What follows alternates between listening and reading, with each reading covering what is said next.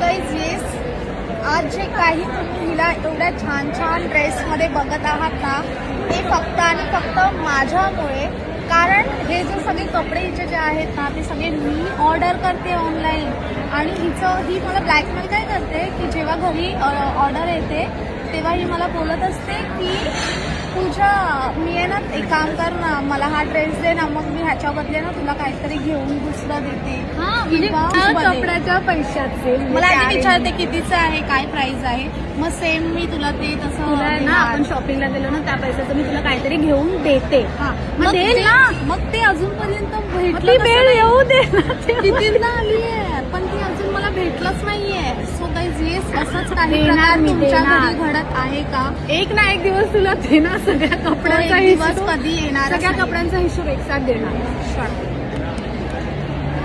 असं तुमच्याकडे होतं का, आणि होत असेल तर प्लीज गाईज मला कॉमेंट सेक्शन मध्ये नक्की सांगा. Thank you, bye.